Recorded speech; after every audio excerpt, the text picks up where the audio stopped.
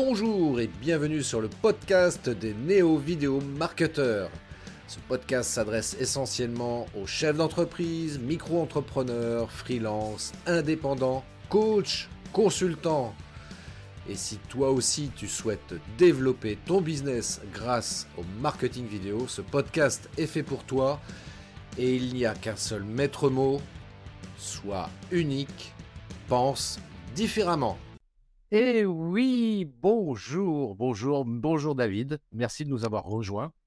Salut, écoute, merci à toi pour l'invitation. C'est toujours un plaisir de venir co-créer de la valeur pour rendre le monde meilleur.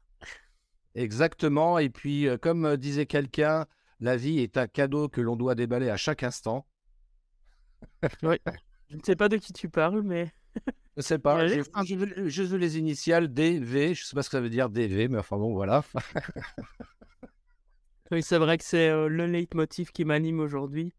C'est la vie est un cadeau que l'on se doit de déballer à chaque instant parce que je me suis rendu compte en fait que par un événement malheureusement qui est la perte de mon père que mais le cadeau précieux de la vie, il est composé de la santé et du temps et le temps qu'on gaspille aujourd'hui, on ne le récupère pas. Donc autant profiter de chaque instant et autant faire, de son temps précieux quelque chose de valorisant. Et alors ça peut être quelque chose de valorisant, on va dire en termes de performance, mais aussi prendre du temps pour soi, c'est aussi important. Donc on n'est pas uniquement là pour faire de la performance, je pense que la vie, c'est aussi profiter. Et du coup, justement, profiter de chaque instant. Bah, tu sais, moi je résous en fait, en tous les cas, je pose l'équation suivante, tu vois, pour vraiment avoir une vie épanouie, c'est simplement travail plus discipline plus plaisir. C'est ce qui nous permet d'arriver au succès, ou en tout cas réussir sa vie comme on pourrait l'entendre selon notre propre définition. Mais cette notion de plaisir, effectivement, elle est indispensable. Et d'ailleurs, ce capital temps que l'on a chaque jour, c'est à peu près 86 400 secondes par jour, par journée de 24 heures. Et ces 86 400 disparaissent tous les 24 heures. Donc, il s'agit d'optimiser au maximum ces 86 400 secondes.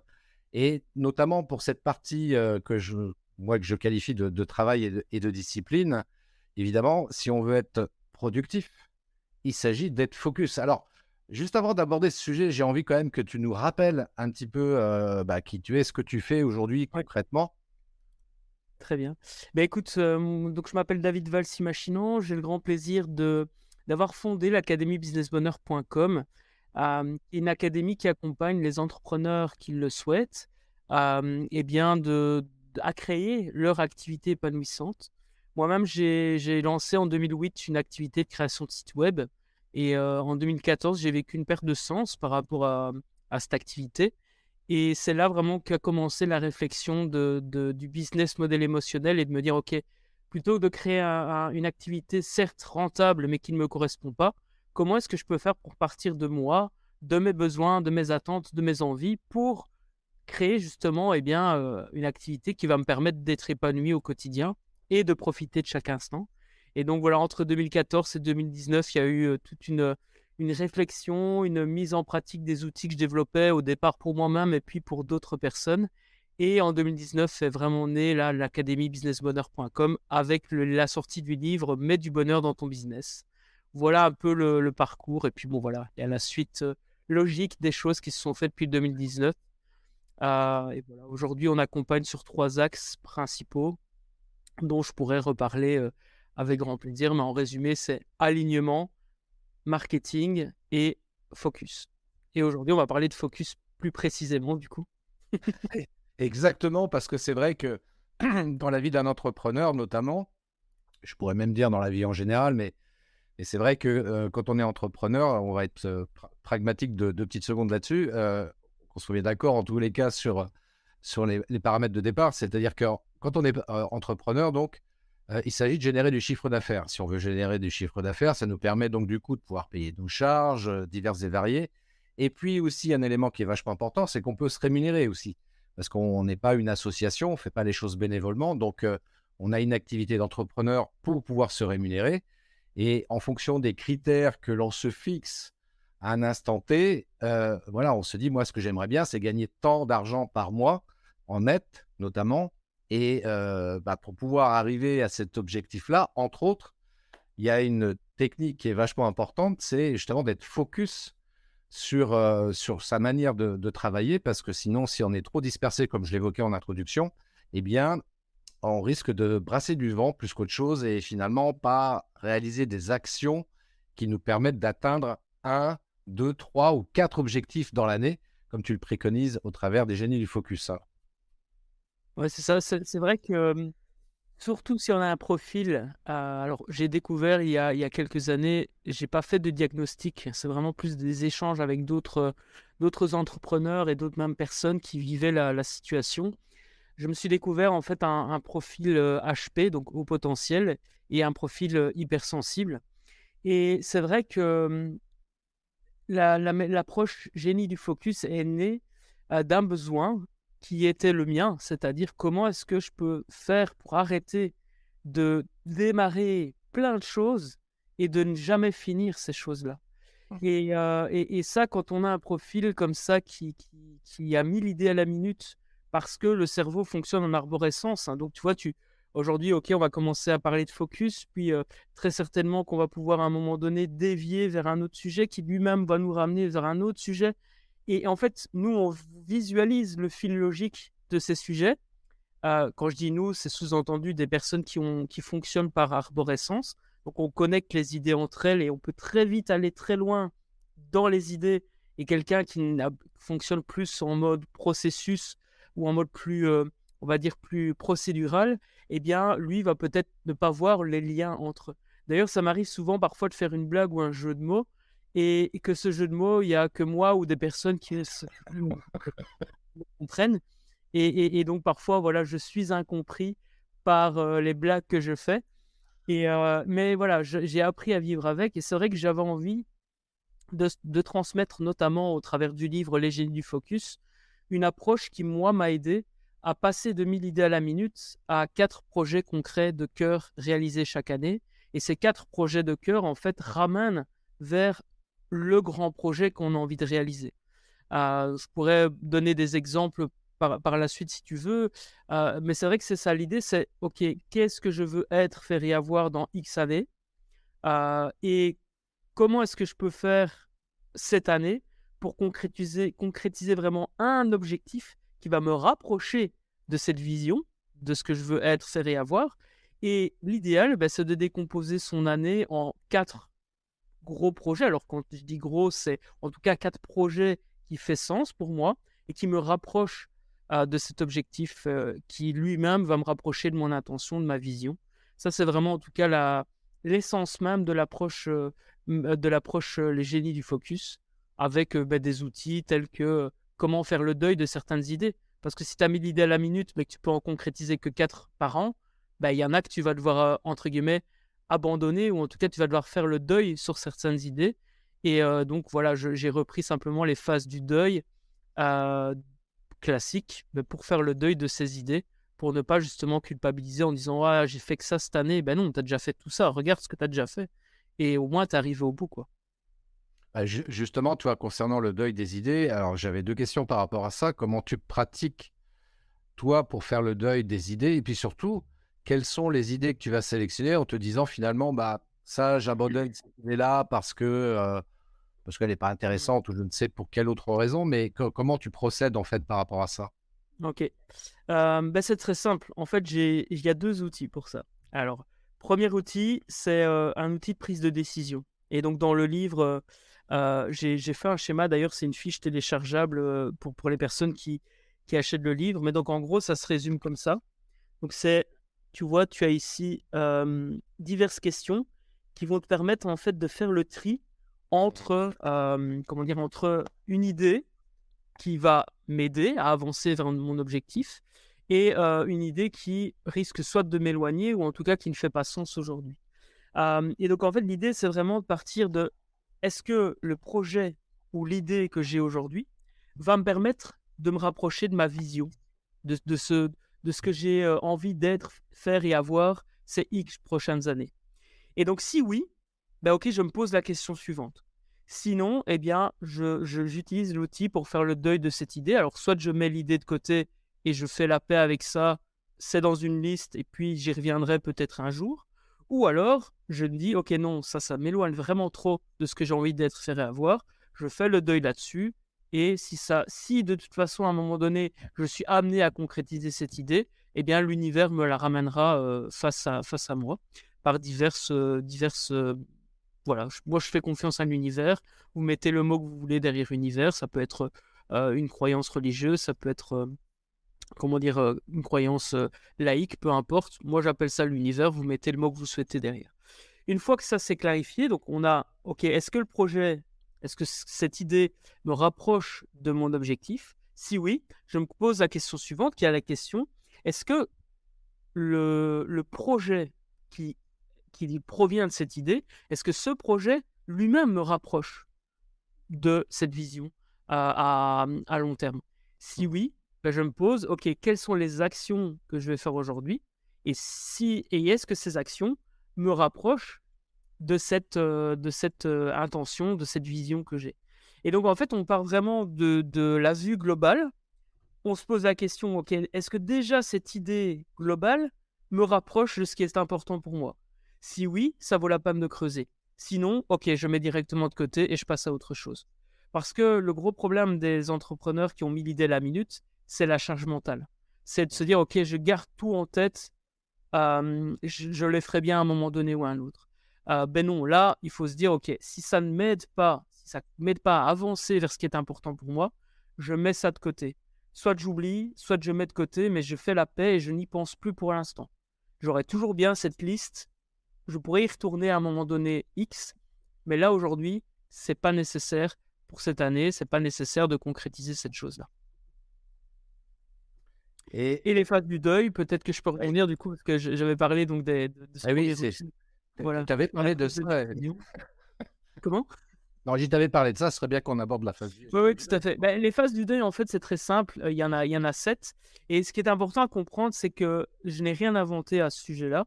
C'est vraiment la manière dont un deuil, de manière générale, fonctionne. Bon, je vais essayer de vous montrer ça. Et en fait, la première phase du deuil, c'est le déni. Donc, le déni, c'est quoi? Ben, c'est en fait, non, c'est pas vrai.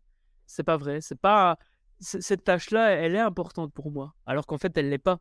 Elle ne m'aide pas à avancer vers mon objectif important. Pourtant, dans mon esprit, j'ai un déni, je fais non, elle est importante pour moi. Donc ça, c'est la première phase. Alors, j'aimerais vraiment bien vous montrer, parce que les schémas sont faits pour aider. Donc, hop là. Ici. Et pendant ce temps-là, à Santa Cruz. Et tu sais que je suis en Belgique. Ah non, c'est les Suisses qui sont lents, pardon. Je me fais rassembler par la... Donc voilà, les phases du deuil sont ici. Alors, je sais pas pourquoi il ne fait pas la mise au point. Allez, c'est quoi ce matériel là? Tu sais, j'aurais dû préparer des PDF. C'est pas grave, dans ces cas-là, il faut faire appel à un expert de la vidéo pour régler ce genre de paramètres. Ouais, tout à fait. Non, mais c'est bon, là, le focus, il est fait. C'est juste que, tu vois, il était trop pris par les génies du focus. Du coup, il avait du mal à faire le focus. Bref, tout ça pour dire. Bon, j'aimerais bien répondre après à Michel parce que c'est super intéressant ce qu'il partage et je reviendrai du coup avec grand plaisir. Donc, restez bien avec nous, Michel. C'est ce qu'on appelle en marketing un hook. Je vous ai accroché pour que vous restiez pendant le live. Comme ça, après. Quand j'ai dit qu'on part dans tous les sens, on part dans tous les sens. Allez. Donc, je reviens à cette notion du deuil. Et donc, dans le live, dans le replay, n'hésitez pas à dire si on part trop dans tous les sens et je refocuserai le plus possible. Donc, première phase, le déni. Deuxième phase du deuil, la résistance. Là, qu'est-ce qui va se passer? En fait, on va à un moment donné se dire, OK, je commence à me rendre compte que ce projet ou cette idée ne va pas me permettre d'avancer. Mais ce qui est important de me rendre compte aujourd'hui, c'est que même si je sens qu'effectivement, ce n'est pas pour moi, j'ai quand même envie de résister à cette vérité, en fait, que je n'ai pas envie de voir. Avant, je ne voulais pas du tout la voir. Là, je commence à l'apercevoir, mais je résiste. Je me dis non, ce n'est pas vrai. Il y a encore une résistance. l'espace suivant, l'étape suivante du deuil, c'est la dépression. Donc là, on est en mode vraiment où le moral, euh, comment dire, peut se rapprocher de zéro.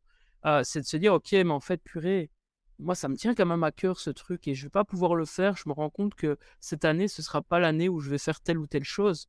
Et donc, il y a un peu une certaine dépression. Alors évidemment, ces phases du deuil, dans le deuil de la perte d'un être cher, par exemple, ou la perte d'un travail, peuvent être très intenses. Là où peut-être, moi aujourd'hui, j'avoue que je fais le deuil des idées, de certaines idées. J'avoue que j'ai plus de grandes phases de dépression. Mais il y a quand même, voilà, ce truc, tu vois, un peu le moral qui baisse, parce que je me dis, je le ferai jamais ou probablement jamais. Mais ok, aujourd'hui, je passe à autre chose. Ensuite, la résignation, donc c'est l'étape suivante. Là, on est vraiment sur la partie où, ok, j'accepte et je me résigne à ne jamais concrétiser cette tâche et cette idée. Et puis, évidemment, la partie d'acceptation, où là, j'accepte pleinement que cette idée, j'en ferai probablement rien ou autre. Et du coup, voilà, j'avance.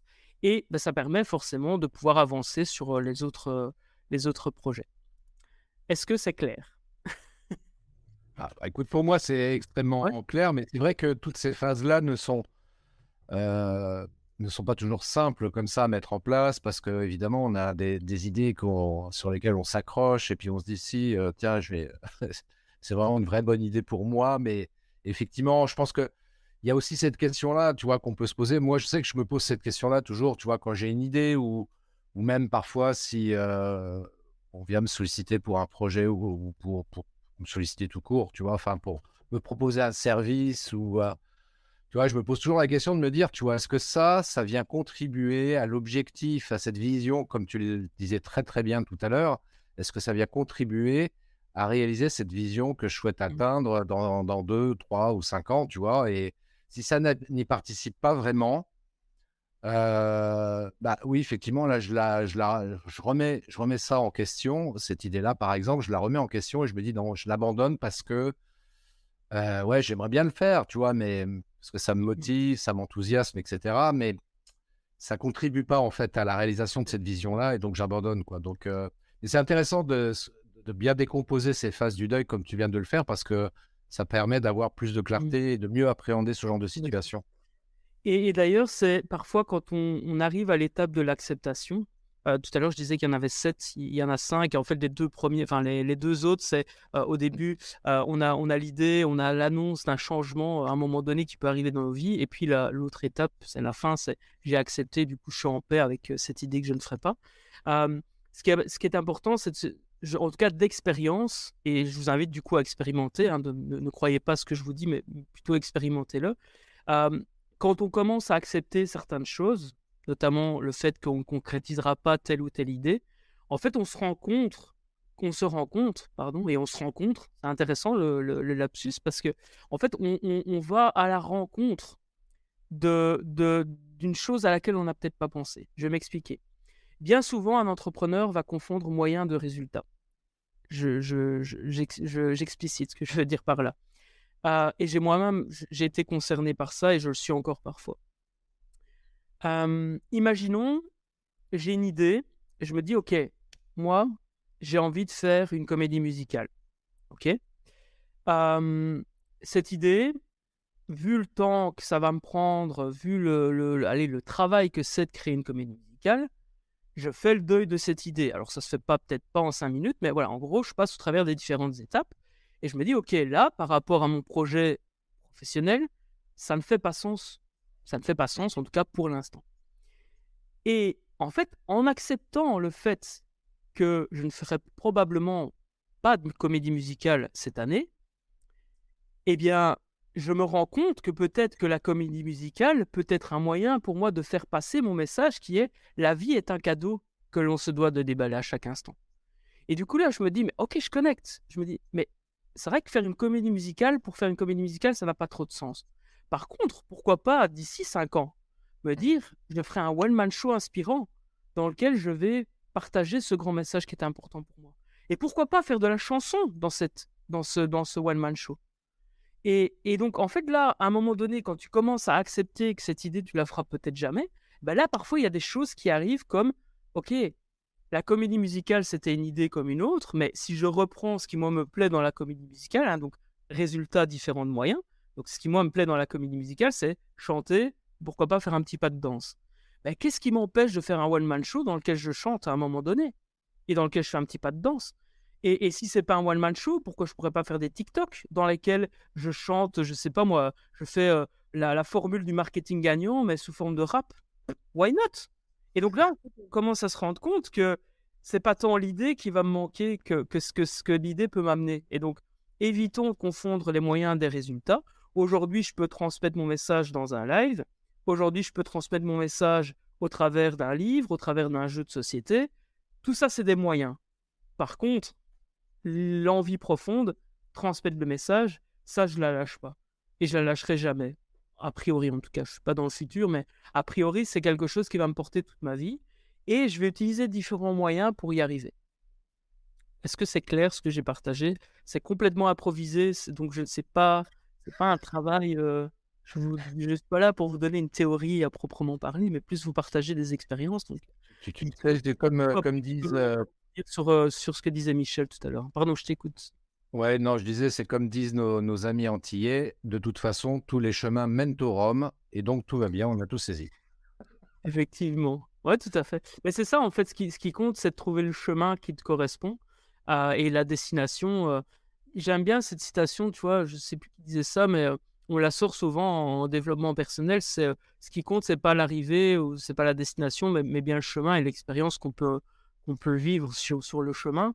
Et donc, je suis complètement d'accord. Cependant, il faut pas oublier que si tu sais pas où tu veux aller, ben, alors soit tu fais confiance au chemin et à un moment donné tu rencontres, peut-être là où tu devais aller, mais, in fine, moi je reste convaincu que c'est quand même important de clarifier sa destination pour pouvoir justement, bah, provoquer aussi parfois le chemin, parce que le problème c'est que si tu sais pas où tu veux aller, tu fais confiance, alors oui, il y en a qui peuvent, moi en tout cas ça me correspond pas. Peut-être que ça correspond à certaines personnes de laisser, la vie nous diriger, mais moi j'aime quand même bien diriger mes intentions. Je ne sais pas exactement comment je vais faire pour atteindre la destination. Je laisse aussi, place à l'imprévu et je suis pas en mode, voilà, dans 5 ans, il y a mon truc, je vais faire ça, ça, ça et ça. Non, c'est dans 5 ans, j'ai une vision plus ou moins claire de ce que je veux être, faire et avoir et tous les jours, je dirige mon intention vers ça. Et parfois, il y a une rencontre qui va me faire, travailler dans le jeu de société. Il y a une rencontre qui va me faire un live comme aujourd'hui. Il y a une rencontre comme aujourd'hui qui va me permettre de découvrir le profil de Michel et de faire connaissance. Voilà, c'est ça pour moi la vie et cette intention aujourd'hui, si ça tombe, il y aura une discussion intéressante, si ça tombe, il n'y en aura pas, peu importe, mais je n'aurais probablement jamais rencontré quelqu'un comme toi si j'avais pas décidé à un moment donné d'entreprendre, de rencontrer des personnes inspirantes, de faire ceci, de faire cela.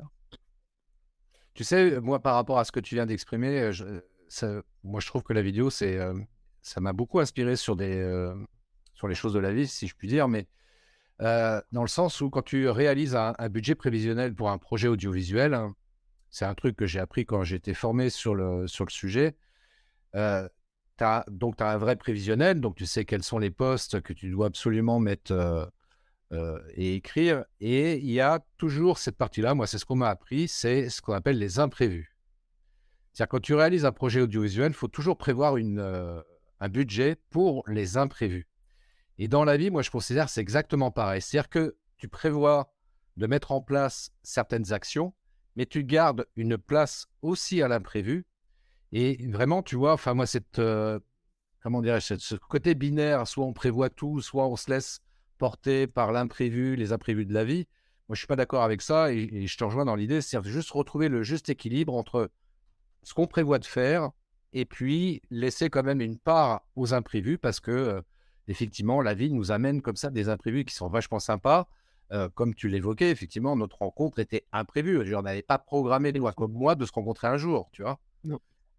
Donc, laisser cette part à l'imprévu. On va quand même répondre à la remarque de Michel qui était effectivement très pertinente par rapport à ce que tu évoquais tout à l'heure, Ouais. dans lequel il disait bon raisonnement, mais valable que pour un entrepreneur qui travaille seul. Donc, est-ce que tu peux répondre à Ouais. ça, David? Bah, écoute, donc si je resitue un peu, parce qu'on a bien avancé quand même sur le sujet qu'on abordait tout à l'heure. Donc, pour recontextualiser aussi, peut-être pour les personnes qui prennent le live en cours, on parlait à ce moment-là, et donc confirmez-moi, Michel, si c'est bien de ça dont vous parliez, c'est la notion d'avoir un grand objectif, entre guillemets, de vie, un objectif annuel ou un projet annuel qu'on va diviser en 4, moi j'appelle ça des projets de cœur, 4 projets de cœur par année. Donc si c'est bien de ça dont on parlait, pour moi c'est complètement valable aussi pour les travails en entreprise et le travail avec des collègues. Pourquoi? Et tout simplement parce qu'en fait, je pense, et j'espère en tout cas, qu'une entreprise qui a des collaborateurs, des équipes, eh bien, a une vision, une mission à plus ou moins long terme. J'espère en tout cas, parce que, a priori, c'est justement l'objectif alors, je vais appeler ça CEO, mais en tout cas, je pense que normalement, si on est en mode pyramidal au niveau de l'organisation, normalement, le haut de la pyramide, donc le comité d'administration, le directeur, etc., président et compagnie, sont censés savoir où ils veulent aller.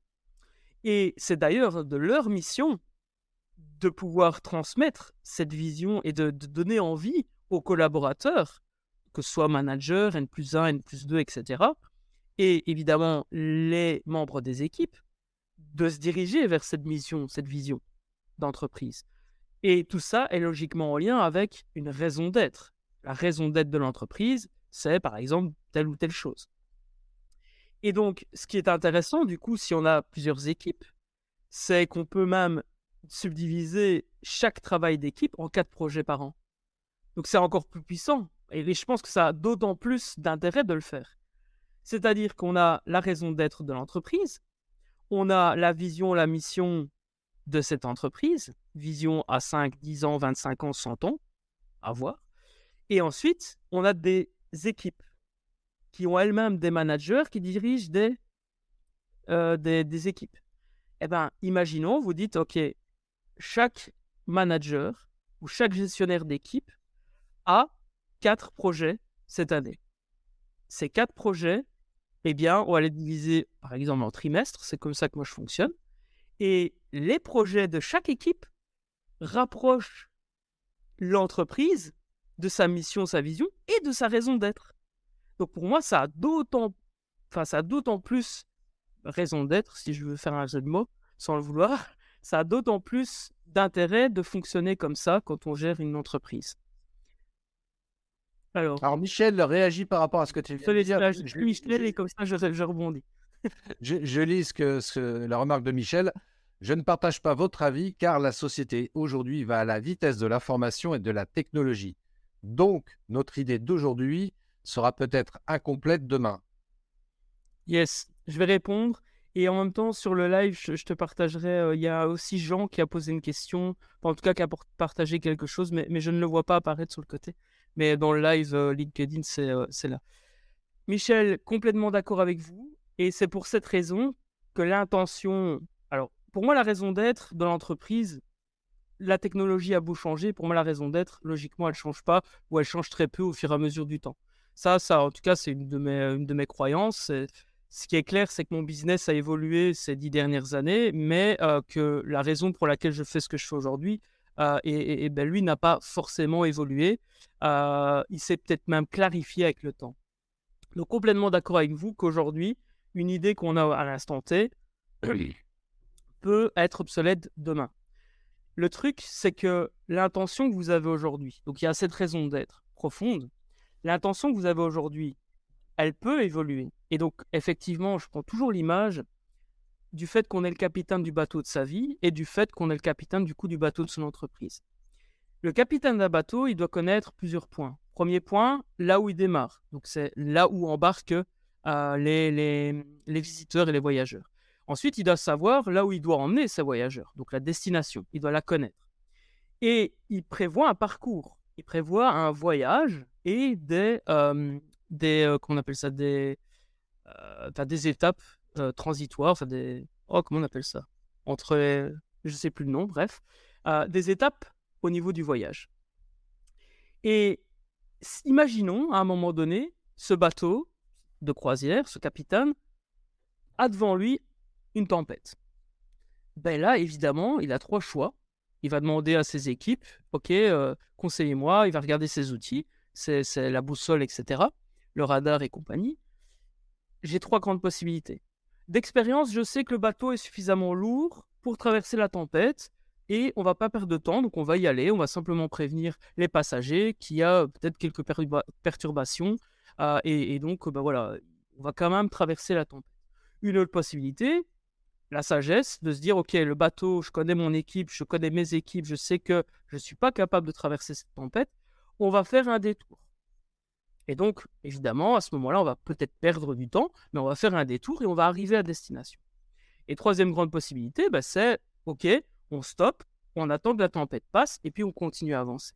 Et donc, si je reprends ce parallèle avec effectivement le fait qu'un projet qu'on décide aujourd'hui de mettre en place dans une entreprise peut se retrouver obsolète très rapidement, ben c'est cette fameuse tempête. Le fait qu'à un moment donné, peut-être la technologie va évoluer et va rendre la vie du capitaine compliquée, eh bien, c'est au décisionnaire, donc je prends l'idée ici du capitaine, donc ça peut être vous, gestionnaire d'activité, ça peut remonter aussi jusqu'au comité d'administration si on prend des grandes structures, eh bien, c'est à eux, à un moment donné, de prendre leur rôle de capitaine et de sensibiliser leurs équipes, leurs managers à, OK, si vous rencontrez telle problématique, donc si vous, à un moment donné, vous vous retrouvez face à une tempête, voilà ce qu'on vous propose de faire. Ça et ça, donc nous remonter l'info, etc. Nous, on prend une décision en fonction de tout ce qu'on a comme visibilité et on adapte le voyage. Soit on fait du surplace, on pose le temps que la tempête passe, soit on passe à travers parce qu'on est suffisamment puissant, soit on fait un détour et on perd du temps et de l'argent, mais ça fait partie du processus. Et moi, je pense que c'est mieux de fonctionner comme ça que de planifier que de tirer des plans sur la comète pendant X mois, de se dire on va faire un plan parfait sur le papier pour au fait se retrouver face à peut-être des produits que les gens ne veulent pas parce qu'on n'a pas pris le temps d'aller les rencontrer, peut-être de réfléchir à un plan stratégique qui ne prend pas en compte la technique, enfin bref, plein de choses qui peuvent arriver. Donc voilà, je ne sais pas si j'ai répondu. Après, en tout cas, j'ai répondu, je vous ai partagé ma vision des choses et je suis complètement d'accord avec le fait que vous n'êtes pas d'accord avec moi. Donc, j'ai gardé juste mon propos pour vous partager ma vision. Après, évidemment, libre à vous d'être d'accord ou pas, d'ailleurs. Ouais, sauf que là, j'ai le sentiment enfin, qu'on mélange un petit peu les choses. C'est-à-dire que si je reprends la remarque de Michel, notamment celle-ci, si les dirigeants brident les responsables, car pour vous, dans la dispersion, alors que techniquement, ils seront dans le vrai. Ouais, enfin, là, on parle pas on change de sujet là. Là, on est en train de parler de management, de leadership et ce genre de choses. Et c'est vrai que c'est pas trop le sujet du live du jour. Donc, peut-être qu'il faudrait que j'invite Michel, justement, pour nous parler de ça éventuellement. Ça pourrait être une Ouais. idée. Mais c'est Parce que intéressant oui, et oui, c'est c'est vrai que intéressant. c'est un peu remonter à un problème qui Ouais. effectivement n'est Ah, pas. faut pas trop dévier parce que là, pareil, Michel est en train de nous parler de l'énergie renouvelable qui prouve que les éoliennes ne peuvent pas remplacer le nucléaire ou le gaz. C'est encore un autre sujet. On peut parler même de plein de choses. On peut même à ce moment-là déborder sur la politique avec justement l'Europe qui a un plan, qui a une vision à l'horizon 2030. Et on entend certains de nos ministres français qui disent c'est comme ça et c'est non négociable, c'est comme ça qu'on va faire. Voilà, donc on peut parler de plein de choses, mais on reste quand même dans le milieu de l'entrepreneuriat avec une entreprise, une TPE, une PME, voire une grande entreprise, avec de toute façon, quelque part, un patron, un PDG, qui, lui, a une vision et son job, justement, quand on est dans le cadre des PME et encore plus des grandes entreprises, de transmettre cette vision-là auprès de ses collaborateurs du mieux possible, avec éthique et humanité. Ce qui n'est pas évidemment toujours le cas malheureusement, mais bon voilà, c'est surtout ça l'idée. Donc essayons de rester dans le cadre de ce sujet-là, donc d'être focus, Et je rebondis juste sur ce que tu viens de dire et sur le commentaire donc très instructif de Michel. Et donc j'entends effectivement cette notion-là. Tu parlais des politiques notamment aussi. Il faut se dire qu'on est le capitaine du bateau de son entreprise et que un des obstacles et une des tempêtes que l'on peut rencontrer, ben, c'est par exemple un frein au niveau du politique. Donc oui, clairement, mais là du coup, à vous de rester focus sur votre raison d'être, de se dire: «OK, on rencontre cette problématique-là. Comment est-ce que je peux faire pour rebondir? Et comment est-ce que quels sont les projets du coup que je vais développer?» En sachant que, bah, effectivement, par exemple, le politique ne nous soutiendra pas ou même nous mettra des bâtons dans les roues. Et je parle du politique, mais ça peut être plein de choses, hein. On a connu, une crise il y a quelques années maintenant et j'ai hâte vraiment qu'on puisse ne plus en parler, donc je ne citerai pas. Mais effectivement, on a rencontré une crise sanitaire, en 2019-2020. Ben voilà, il a fallu composer avec. Moi, par exemple, pendant cette crise, il y a des formations que j'ai offertes où les participants payaient ce qu'ils voulaient et j'ai appelé ça le pack rebondir.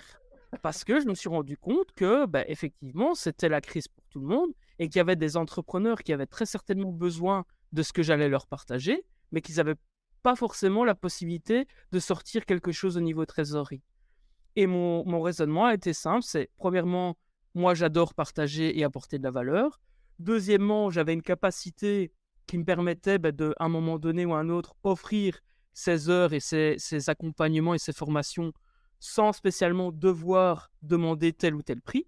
Et troisièmement, je me suis dit, mais bordel, si je lâche les gens quand ils sont dans la merde, pourquoi ils feraient confiance à moi, pourquoi ils me feraient confiance et ils viendraient chez moi quand ils sont plus dans la merde? Donc je me suis dit, voilà, dans ma réflexion, j'ai envie de contribuer, j'ai la capacité de le faire. Et pour moi, ça paraît logique d'être présent quand les autres ont besoin. Et comme ça, quand ils auront plus de moyens, ils pourraient revenir vers moi à un moment donné ou à un autre. Voilà. Et du coup, j'ai divergé, mais je pense que c'était important. Et, et oui, bah, écoutez, j'entends que vous n'avez pas parlé de politique, mais Non, nous, non, c'est moi qui ai parlé politique. J'ai jamais dit que Michel avait parlé politique. C'est moi j'assume complètement avoir parlé politique parce que justement, on était en train de digresser. Donc, je me suis permis de digresser aussi là, sur la partie ouais. politique. Et tu vois, pour revenir à ce que tu viens d'évoquer, justement, et ça, c'est là où c'est intéressant, justement, d'être focus aussi.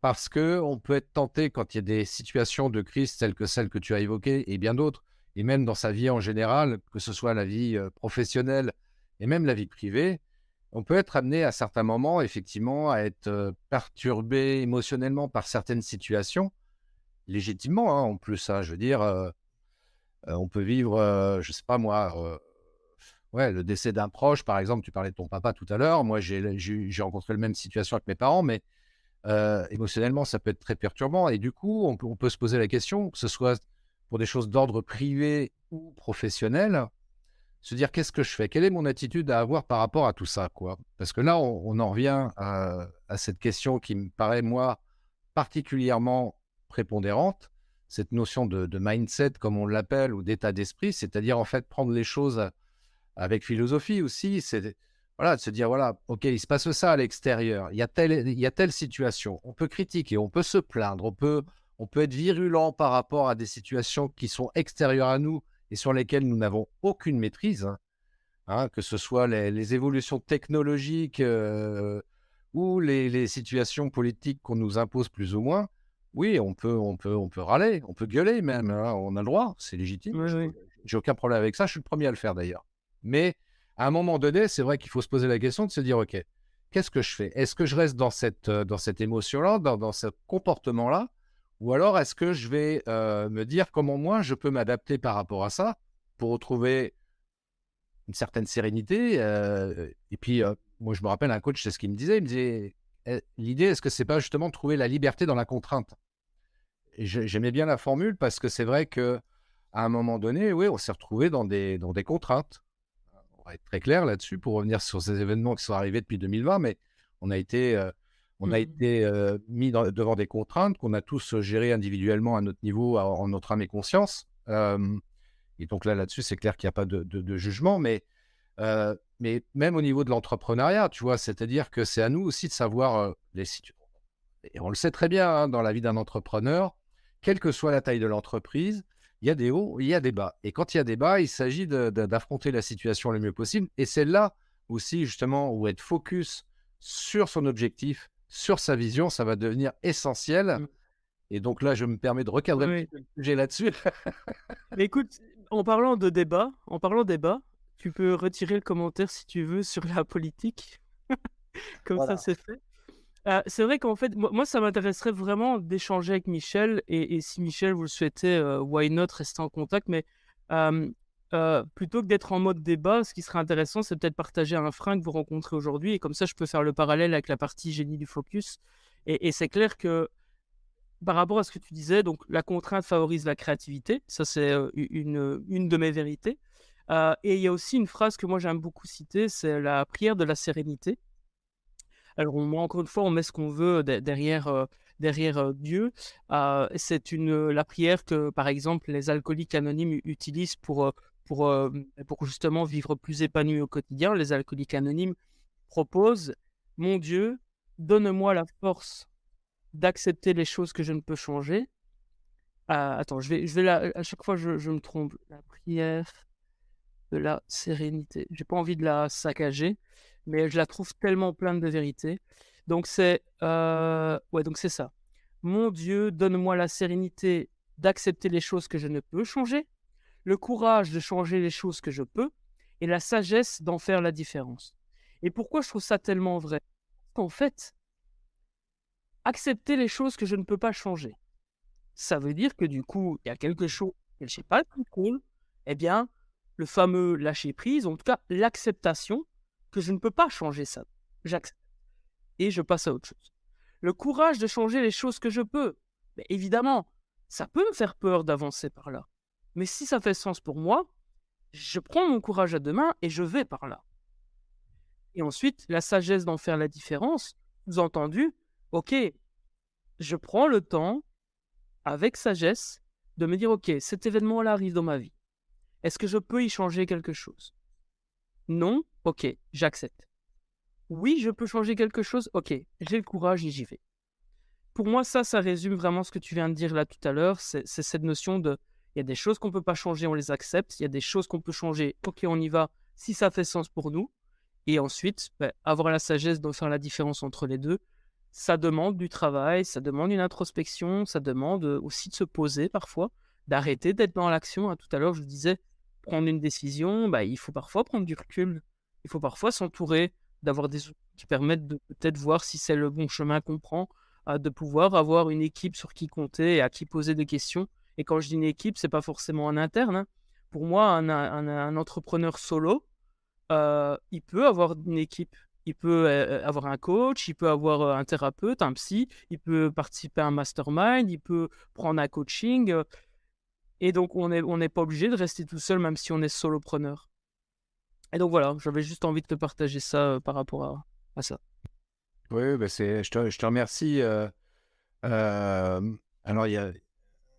Alors, attends, il y a Michel qui nous fait une intervention. Le frein que je rencontre chaque jour avec des entrepreneurs qui ont besoin de sortir de leur enfermement est justement le fait qu'ils sont convaincus que leur cap est le bon. Et ben là, je vous propose justement les étapes du deuil. S'ils sont convaincus que le cap est bon, à votre avis, c'est pourquoi? C'est tout simplement parce qu'en fait, ils veulent pas voir la vérité et qu'ils sont en plein déni. Très certainement, je connais pas. J'ai pas un cas concret que vous me présentez et j'ai pas besoin d'ailleurs d'en avoir. Mais peut-être tester une fois ces étapes du deuil. Essayez peut-être de voir un peu, en tout cas, même si vous ne l'utilisez pas tel quel, de vous dire, ok, tiens, cet entrepreneur-là, il veut pas voir la vérité en face. Est-ce que ce serait pas parce qu'il est en plein déni? Est-ce que ce serait pas, par exemple, est-ce que justement mon travail, peut-être, je ne sais pas si vous êtes consultant, coach ou autre, mais imaginons un manager qui veut pas voir la vérité en face. Eh bien, comment est-ce que vous pouvez faire pour à un moment donné le confronter à la réalité? On peut imaginer peut-être un exercice bien précis que vous allez faire avec lui, qui à un moment donné va l'amener du déni à commencer à l'acceptation. Et donc, vous voyez, ces étapes du deuil pourraient potentiellement vous permettre de dire, ok, je remarque cette personne-là, si elle veut pas voir la vérité en face, elle est en déni. Quel exercice je peux utiliser pour l'amener à lui faire prendre conscience par elle-même? Parce qu'évidemment, si vous-même vous lui dites, non, mais non, t'es dans le déni, arrête ton char, il va vous envoyer chier, il va pas vouloir voir la vérité en face. Par contre, si vous lui faites faire un exercice, seul ou à plusieurs d'ailleurs, eh bien, vous pouvez à un moment donné, eh bien, lui faire prendre conscience par lui-même qu'il est dans le déni. Et du coup, si c'est pas votre job, accepter ce que vous pouvez pas changer et changer ce que vous pouvez changer. Je ne peux rien vous dire de plus. C'est exactement ça. Alors, en résumé, parce que là, on arrive quasiment vers la fin de cette interview, de cet entretien avec toi, David. Est-ce que tu peux donner 2-3 clés justement pour ceux qui sont en direct et ceux qui vont regarder, surtout qui vont regarder ça en replay?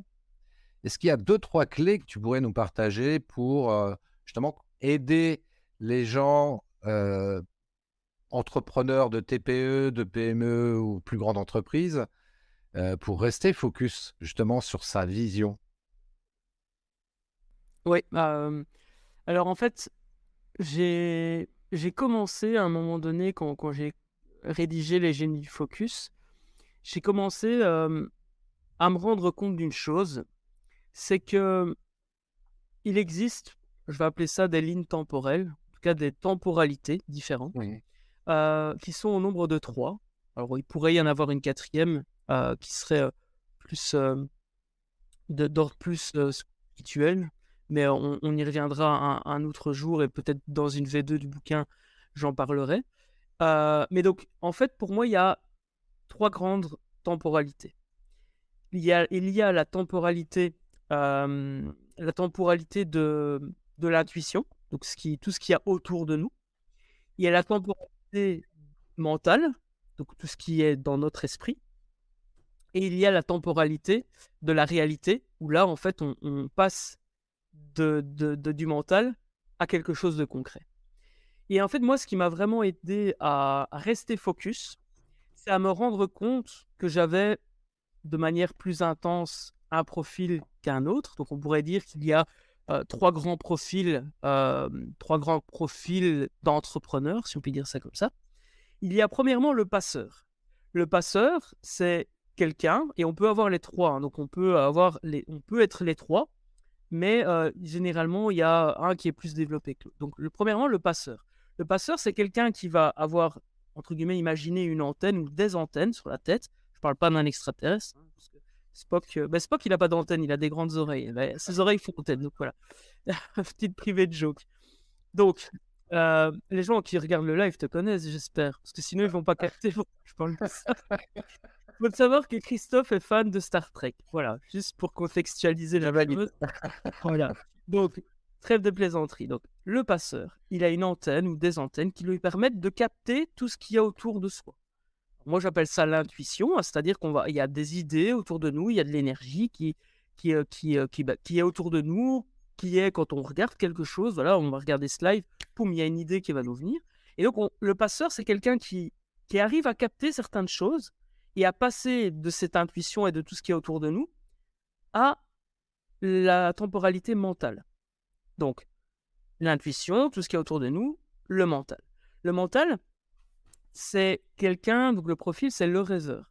C'est quelqu'un qui va arriver à transposer toutes ces idées, toutes ces choses qui est autour de lui, en un plan. Et généralement, on parle d'un plan vision, c'est-à-dire qu'il va arriver à peut-être, va se dire, tiens, quand on veut créer un business épanouissant, eh ben, en fait, il y a ça, ça et ça à faire. Ben, et si je regroupais ça en 3 étapes, vision, planification, action. Ben, ça, c'est le rêveur. Il a eu toutes ces idées qui sont venues par lui-même ou qui ont été suggérées par des lectures, par des rencontres, etc. Et il va commencer à rêver à un plan. Le problème du plan, c'est que on a beau avoir un plan dans la tête, si on ne passe pas à la réalité, eh bien, on ne va jamais concrétiser ce plan. Et donc, il y a un 3e profil de personne, c'est la personne qui va concrétiser les choses. Et donc là, on est vraiment sur la notion du passionné. C'est cette personne qui va rendre concrète le plan du rêveur, et le rêveur lui-même a capté des informations et par un passeur ou est lui-même passeur. Et donc, on est vraiment dans cette idée de, OK, j'ai un profil passeur, je capte des idées autour de moi, j'en fais un plan concret et je concrétise dans la réalité. Et en fait, le truc qui m'a vraiment fait prendre conscience que avoir des idées, c'est pas compliqué, mais que ce qui fait la différence, ce sont les actions qu'on met en place pour les concrétiser, eh bien, c'est que quand tu passes du mental à la matérialisation, tu te retrouves confronté à plein de freins. En effet, je reprends l'exemple Tout ce qui est autour de moi, je les capte, c'est gratuit. Je prends tout ce qu'il y a à apprendre. Ça ne me demande pas d'énergie. Imaginez un plan de me dire, OK, je transforme ça en un bouquin. Le bouquin, je peux le visualiser. Il est là, il est dans mes mains. Et j'ai aucun frein. Aucun frein financier, aucun frein ressources humaines, aucun frein en termes de temps. C'est possible. Exercice. Imaginez, vous, publier un livre et l'avoir entre vos mains.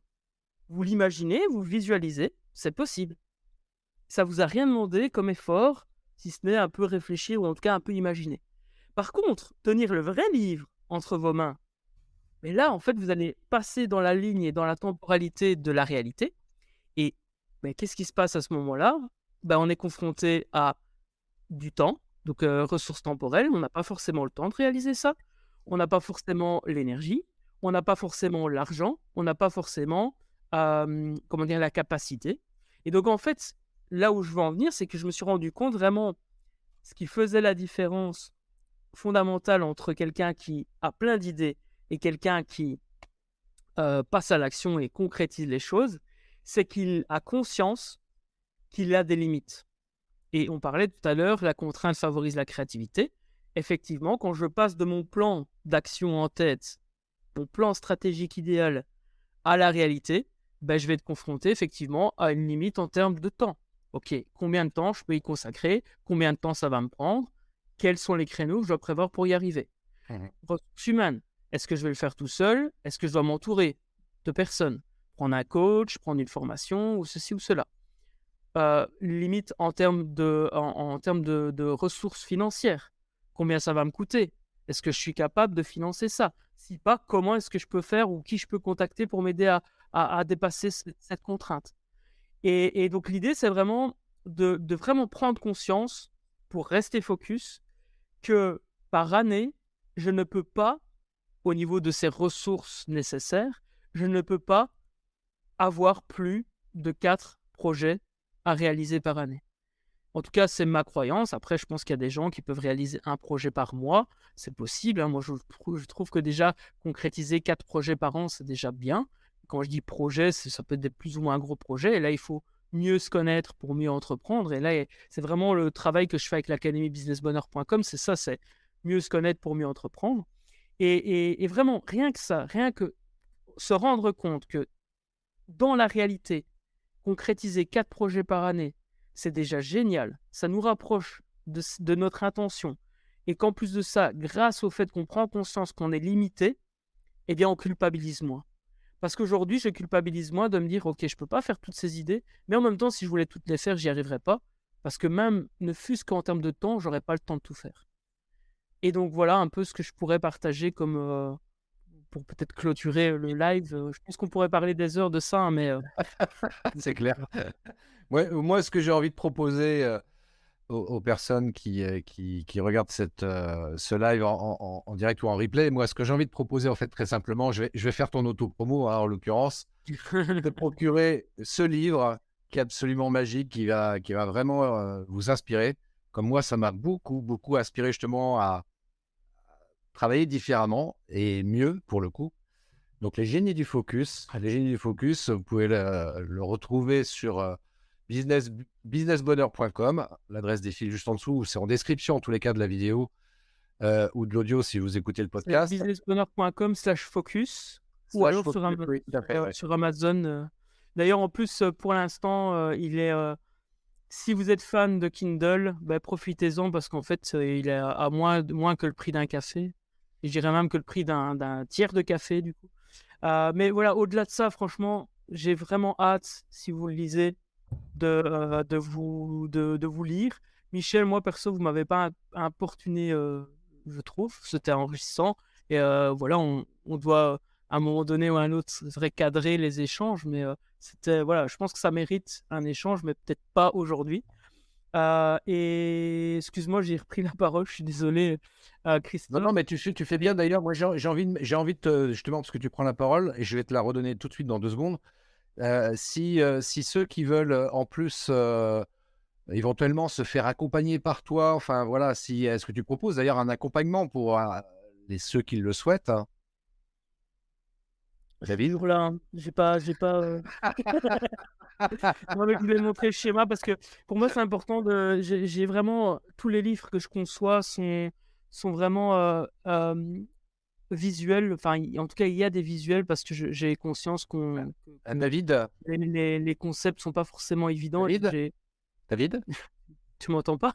Si. Mais c'est Ah, moi qui te si. demandais si tu m'entendais. Oui, je Euh, t'entends tout à fait. je Vas-y, posais la pardon. Ouais. question. Je posais la question, David, est-ce que tu accompagnes éventuellement ceux qui le souhaitent, bien sûr, pour travailler dans cette direction? Enfin, qu'est-ce que tu proposes concrètement? Ok. Eh ben, écoute, oui, il y a l'incubateur Business Bonheur. Alors, je vais pas spécialement rentrer dans les détails dans le sens où l'idée, c'était vraiment d'échanger.